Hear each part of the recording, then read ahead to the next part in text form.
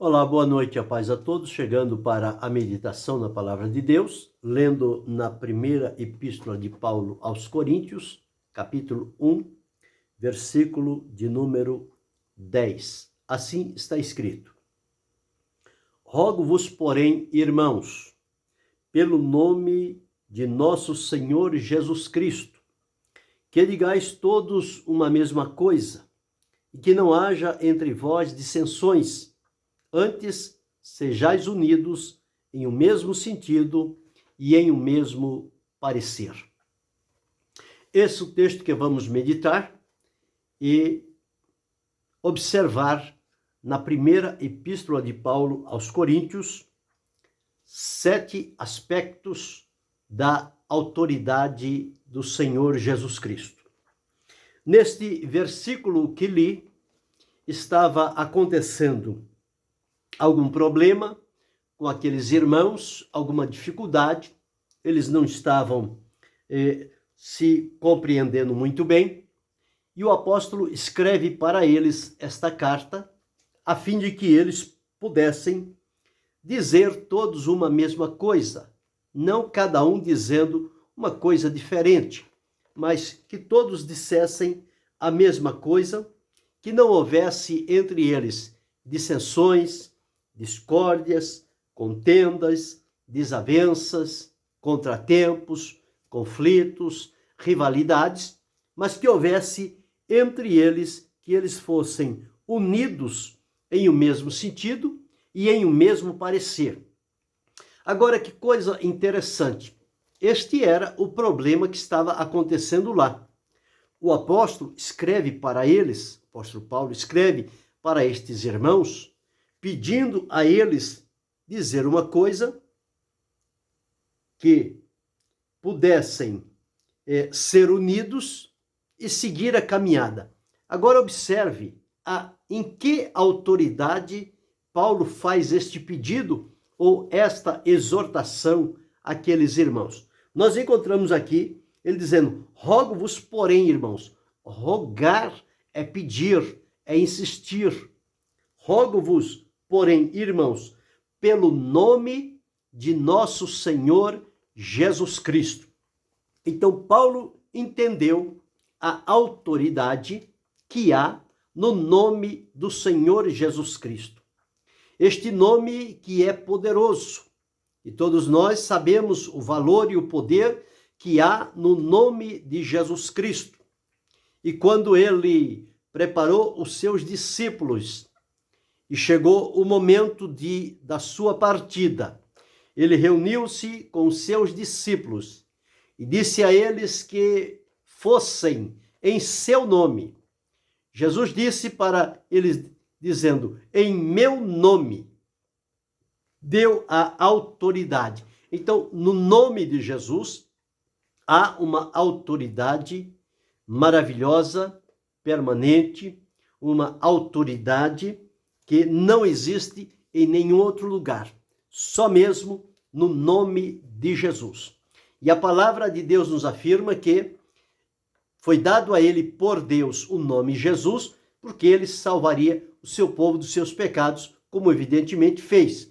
Quando Jesus terminou a sua obra da redenção, diz-nos a palavra que Deus lhe deu um nome soberanamente, um nome acima de todos os nomes, para que ao nome de Jesus se dobrem todos os joelhos dos que estão nos céus, na terra e debaixo da terra, e toda língua confesse que Jesus Cristo é o Senhor, para a glória de Deus Pai. Então, o primeiro aspecto aqui é a autoridade que há no nome de Jesus. Este nome é conhecido no céu, este nome é conhecido na terra, este nome é conhecido no inferno. O nome de Jesus é adorado, é reverenciado, é colocado em destaque. O nome de Jesus é anunciado, o nome de Jesus é pregado. No nome de Jesus, o pecador é salvo. No nome de Jesus, o enfermo é curado. No nome de Jesus, o oprimido é liberto. No nome de Jesus acontecem prodígios e maravilhas, porque há poder no nome de Jesus. O poderoso nome de Jesus.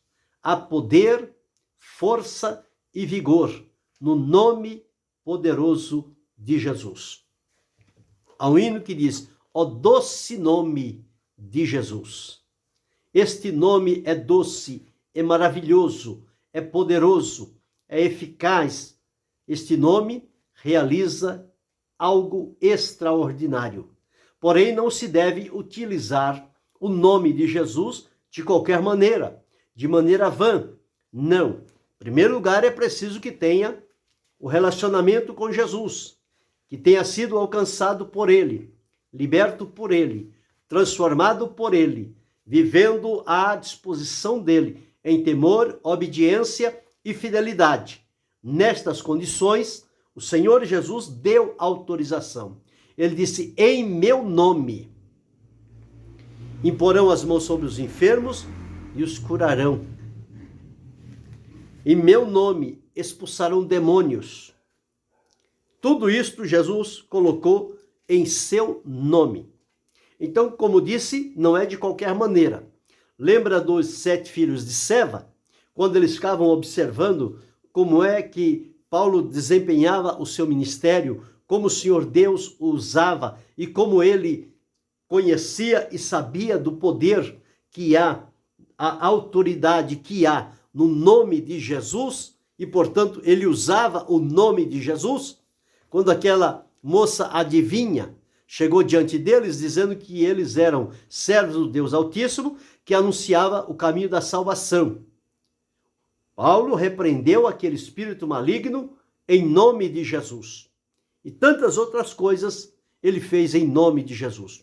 Quando ele viu um homem que tinha fé para ser curado, ele disse: em nome de Jesus. O homem foi curado. Quando Pedro e João chegaram diante da porta formosa, estava ali um coxo, pediu uma esmola.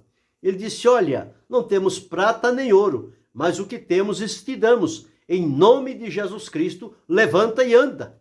O coxo levantou-se e andou. Então, a autoridade que há no nome de Jesus. Os filhos de Seva ficaram observando, então foram lá expulsar o demônio. Em nome do Jesus que Paulo prega, eu vos exorcizo. E o demônio disse: nós sabemos quem é Jesus e sabemos quem é Paulo. E vocês, quem sois? Eles ficaram em um beco sem saída e aquele endemoniado lançou-se sobre aqueles homens e eles tiveram que correr, porque senão a coisa ia ficar feia para o lado deles, usando o nome de Jesus como uma imitação, sem ter a vida condizente com o nome de Jesus. Então, o primeiro aspecto aqui, nós encontramos a autoridade que há no nome de Jesus. E ele deu esta autoridade aos discípulos inicialmente. Eles realizaram o importante trabalho usando a autoridade que há no nome de Jesus, propagando todas as coisas. E nós, nos nossos dias, à luz da palavra de Deus, recebemos também, depois da salvação, da libertação, da transformação que o próprio Jesus operou na nossa vida, nós recebemos dele o poder, a autoridade de usar o seu nome. Então, em nome de Jesus, nós podemos realizar as obras do Senhor Jesus. Em nome de Jesus, nós podemos orar pelos enfermos e eles serem curados. Em nome de Jesus, nós podemos anunciar o Evangelho e eles serem salvos. Em nome de Jesus, nós poderemos impor as mãos sobre os enfermos serem curados, orar pelos endemoniados e eles serem libertos, porque a autoridade, o poder que há no nome de Jesus é algo necessário e é uma ferramenta indispensável para os servos de Deus aqui na terra. Enquanto estivermos aqui, nós temos esta autoridade que há no nome de Jesus e a autorização de Jesus para nós usarmos o seu nome, mas não usarmos por brincadeira, não usarmos de maneira vã, não usarmos para mostrar qualquer coisa nossa, mas usá-lo unicamente para que através do nome de Jesus, em todo e qualquer trabalho que seja realizado pelo nome de Jesus, a glória seja dada ao Senhor nosso Deus. Nós não temos nenhum dever e nenhuma autorização de usufruir benefícios pessoais por conta do nome de Jesus. Nós já recebemos o que cabe a nós da parte do Senhor: a salvação, a cura, a libertação, o revestimento de poder, a promessa da vida eterna e a garantia desta salvação gloriosa que nos foi conquistada pelo Senhor Jesus. Então não há nada mais que a gente querer lançar a mão para tirar vantagens do nome de Jesus. O nome de Jesus não é para tirar vantagens. O nome de Jesus é para termos a autoridade dada por Jesus para realizar a obra que ele confiou a cada um de nós. E esta obra só terá valor, significado e aprovação diante de Deus se ela for feita em nome de Jesus. Até o batismo, Jesus disse para fazê-lo em nome do Pai, do Filho e do Espírito Santo. Quando as pessoas vão batizá-lo, eles dizem: eu te batizo em nome, de acordo com a ordenança de Jesus, em nome do Pai, do Filho e do Espírito Santo. Foi Jesus que mandou orar. Batizar neste nome. Quando vamos orar, nós oramos em nome de Jesus. E ao fazê-lo isto em nome de Jesus, nós estamos diante de Deus tendo o acesso à liberdade de chegarmos à sua presença. Por quê? Qual é o acesso que nos leva a Deus? É o Senhor Jesus. E ao usarmos o nome de Jesus, nós estamos indo corretamente de acordo com o que Jesus deixou estabelecido para nós. Agora, por usarmos o nome de Jesus, a autoridade do nome de Jesus, o poder inerente que há neste nome, Jesus disse que nós seríamos odiados, perseguidos, rejeitados pelos homens pela face da terra. E ele disse: isto é por causa do meu nome, porque o mundo não conhece o meu nome. Mas vós o conheceis, porque fomos alcançados, porque o nome de Jesus foi anunciado e este nome tocou profundamente em nosso coração. E o Espírito Santo, operando através do nome de Jesus na nossa vida, nós somos então libertos e hoje estamos servindo e dando glória ao nome do Senhor, esperando a sua volta maravilhosa. Então, o primeiro aspecto da autoridade de Cristo está centralizada no seu nome. Eu disse que são 7 aspectos na primeira epístola de Paulo aos Coríntios. Então, o nome nós já falamos aqui. Ele disse: rogo-vos, porém, irmãos, pelo nome de nosso Senhor Jesus Cristo. Então, a autoridade estava no nome e está para nós no nome de Jesus. Unicamente o nome de Jesus. Não há outro nome que deva ser usado quando, servindo a Deus, ao Senhor, estivermos fazendo um trabalho diante de Deus. O nome que é válido nos céus é o nome de Jesus. Então, a autoridade no nome de Jesus. Segundo aspecto, aqui no capítulo 1, versículo 6, ele diz assim: como foi mesmo o testemunho de Cristo confirmado entre vós. Então, a autoridade do testemunho de Jesus. Já vimos a autoridade do nome de Jesus e agora a autoridade do testemunho de Jesus. E olha que testemunho vibrante maravilhoso, com significados, com resultados importantes, o Senhor Jesus deixou. E todos quantos estiveram próximos a Jesus deram testemunho de Jesus e anunciaram o que eles viram em presença do Senhor Jesus. Então o apóstolo disse aqui que o testemunho de Jesus foi confirmado entre eles. Olha que coisa interessante, o testemunho de Jesus sendo confirmado. Que coisa maravilhosa é sabermos isto. E o apóstolo João, escrevendo, ele disse, olha, porque a vida foi manifestada, nós a vimos e testificamos dela. E esta vida estava em Jesus. Então, o testemunho de Jesus é verdadeiro. Ele disse, o meu testemunho é verdadeiro, porque o Pai dá testemunho de mim. O testemunho de Jesus. Então, a autoridade do testemunho de Jesus.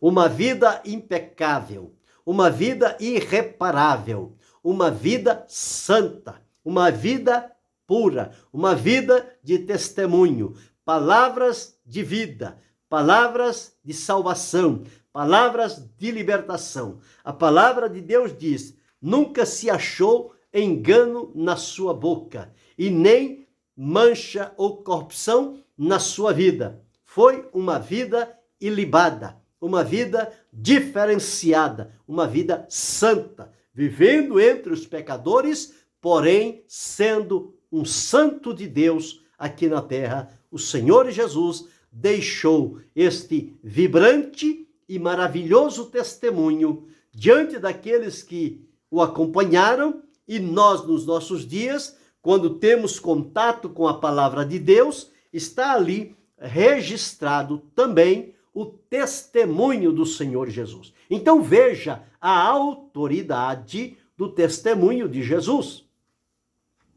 As pessoas diziam, ficavam admiradas com tudo o que Jesus fazia, com os seus ensinos, e dizia, nunca homem algum falou como este homem. Tal a sabedoria e a autoridade com que Jesus falava, testificava, pregava, ensinava e curava os enfermos. Isto ficou reservado como sendo o testemunho de Jesus.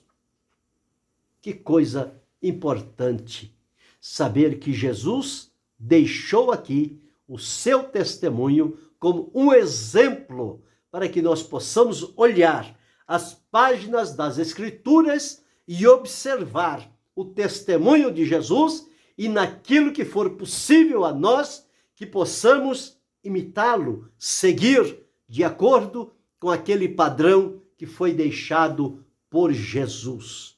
Por Jesus. Então, segundo lugar, a autoridade do testemunho de Jesus. Um testemunho confirmado, um testemunho válido, um testemunho permanente. Mas o terceiro aspecto da autoridade do Senhor Jesus, nós encontramos no seu sacrifício. A autoridade do sacrifício de Jesus, aqui na primeira carta aos Coríntios, capítulo 5, versículo 7, diz, porque Cristo, nossa Páscoa, foi sacrificado por nós. Então, a autoridade do sacrifício de Jesus. A palavra de Deus nos afirma que Jesus ofereceu-se em sacrifício vivo, santo e agradável a Deus. O sacrifício de Jesus foi vivo.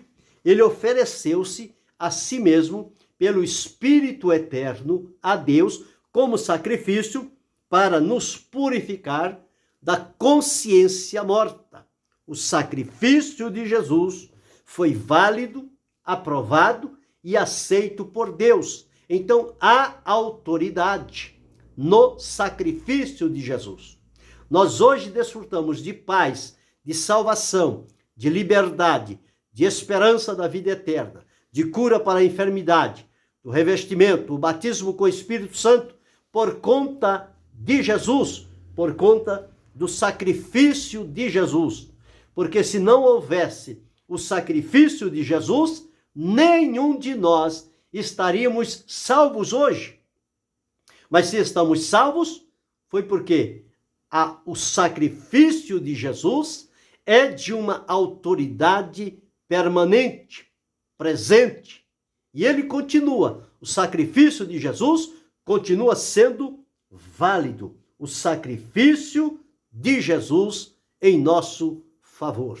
Então, que coisa importante é saber que a vida de Jesus, oferecida a Deus o Pai em sacrifício, foi aceita. E este sacrifício Deus coloca à disposição da humanidade para reconciliar, propiciar, perdoar, transformar e garantir a vida eterna. Então, a autoridade que há no sacrifício de Jesus. Jesus fez o sacrifício uma única vez, porque no Antigo Testamento eram feitos sacrifícios quase que diariamente, mas com sangue de animais. Porém, Jesus, ao assumir o nosso lugar na cruz do Calvário, ele ofereceu o seu sacrifício, a sua vida em sacrifício. Ele disse: eis aqui, ó Pai, no rolo do livro está escrito de mim. Aqui vim para fazer a tua vontade. Então Jesus veio concretizar a vontade de Deus, entregando a sua vida em sacrifício diante de Deus. Este sacrifício aceito e aprovado. Sacrifício santo, puro, imaculado. Um sacrifício vivo. Jesus entregou-se diante de Deus e nós somos o resultado deste sacrifício. Portanto, se a nossa vida foi transformada, se nós desfrutamos de paz, se foi tirado de nós o peso da condenação, isto se deve ao sacrifício oferecido por Jesus. Então veja a autoridade, o poder que há no sacrifício de Jesus a favor da humanidade. Nós não podemos desprezar o valor, a autoridade do sacrifício do Senhor Jesus. Mas nós encontramos também como o quarto aspecto aqui na Epístola de Paulo aos Coríntios, no capítulo 9, ele diz assim, que o Senhor ordenou aos que anunciam o Evangelho. Paulo disse: se anuncio o Evangelho, não tenho de que me gloriar, pois me é imposta essa obrigação, e ai de mim se não anunciar o Evangelho. Proponha de graça o Evangelho de Cristo. Então veja, o Evangelho de Cristo, o Evangelho de Jesus Cristo, ele compõe-se da vida, ministério, morte, ressurreição e ascensão de Jesus. Este Evangelho de Jesus é um Evangelho poderoso e há autoridade neste Evangelho que Jesus mandou. Jesus disse: ide por todo o mundo, pregai o Evangelho a toda criatura. Quem crer e for batizado será salvo, quem não crer será condenado. O apóstolo Paulo, escrevendo aos irmãos da igreja de Roma, ele disse: porque não me envergonho do Evangelho de Cristo, pois é o poder de Deus para a salvação de todo aquele que nele crê, primeiro do judeu e também do grego, porque nele se descobre a justiça de Deus, de fé em fé, mas o justo viverá da fé. Quando ele escreveu no capítulo 15, de 1 aos Coríntios, os primeiros versículos, ele disse: vos notifico, irmãos, o evangelho que já vos tenho anunciado, o qual recebestes e no qual também permaneceis, pelo qual sois salvos, se o retiverdes, tal como vos tenho anunciado, se não é que crestes em vão. Porque primeiramente vos entreguei o que também recebi, que Cristo morreu por nossos pecados, segundo as Escrituras, e que foi sepultado e que ressuscitou ao terceiro dia, segundo as Escrituras. Este é o conteúdo do Evangelho. Então, o Evangelho é poderoso, o Evangelho transforma, o Evangelho liberta, o Evangelho regenera, o Evangelho restaura, o Evangelho ressuscita. Evangelho é poder de Deus. Paulo não se envergonhava de forma nenhuma deste Evangelho, porque ele descobriu no Evangelho de Jesus Cristo o poder inerente, a autoridade que há naquele Evangelho. E quando se prega o Evangelho, o poder do Senhor Jesus se manifesta. Quando Marcos deixou escrito a grande comissão, Jesus decide pregai o Evangelho a toda criatura, e diz, e eles, tendo partido, pregaram por todas as partes, cooperando com eles o Senhor, com os sinais e maravilhas que se seguiram. Então, quando o Evangelho de Jesus é anunciado e cremos na autoridade, no poder que há no Evangelho de Jesus, Jesus se apresenta e confirma o seu Evangelho. Então, o quarto aspecto, a autoridade do Evangelho de Jesus Cristo. O que ele deixou registrado, feito por palavras e obras, é o conjunto do Evangelho que nós temos o dever de anunciar. Não outro Evangelho, não outra coisa, mas Evangelho de Jesus Cristo. Unicamente este é o Evangelho para a salvação de todo aquele que nele crê. Então, este Evangelho é poderoso. O quinto aspecto da autoridade de Jesus está baseado nos seus mandamentos. Nós encontramos 14:37 de 1 Coríntios, está escrito assim: reconheça que as coisas que vos escrevemos são mandamentos do Senhor. Então, os mandamentos do Senhor, as ordenanças de Jesus. Jesus disse, dou-vos um novo mandamento, que vos ameis uns aos outros, assim como eu vos amei. Outra ordenança, Jesus disse, que é mandamento, ide pregai o evangelho a toda criatura. É uma ordem de Jesus. Jesus disse, ide, ensinai todas as nações, batizando-as em nome do Pai e do Filho e do Espírito Santo. É uma ordenança do Senhor Jesus. A celebração da ceia do Senhor. Ele, quando pegou o pão, disse, este pão é o meu corpo que é dado por vós. Quando ele pegou o vinho, ele disse, este é o meu sangue derramado por vós. Fazei isto em memória de mim. E Paulo, escrevendo, disse, todas as vezes que comerdes este pão e beberdes este cálice, anunciais a morte do Senhor até que venha. Então, os mandamentos de Jesus, há neles autoridade.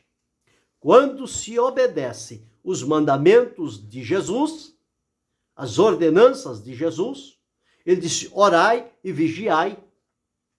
E tantos outros que Jesus deixou registrado e está distribuído pelos evangelistas, que escreveram cada um dentro de um ponto de vista para alcançar os povos necessários da época e dos nossos dias. Então nós encontramos ali os mandamentos do Senhor Jesus. E neles está a autoridade que há em Jesus Cristo. Então observe como a autoridade de Jesus Cristo, ela se distribui em vários aspectos. Já observamos o primeiro, a autoridade do nome de Jesus. Segundo, a autoridade do testemunho de Jesus. Terceiro, a autoridade do sacrifício de Jesus. Quarto, a autoridade do evangelho de Jesus. Quinto, a autoridade dos mandamentos de Jesus. Sexto, em 1 Coríntios 10 e 16, está escrito assim: porventura o cálice da bênção que abençoamos não é a comunhão do sangue de Cristo? O pão que partimos não é porventura a comunhão do corpo de Cristo? Então observamos aqui a autoridade do sangue de Jesus. O poder que há no sangue de Jesus. A palavra de Deus nos afirma que o sangue de Jesus foi derramado por nós.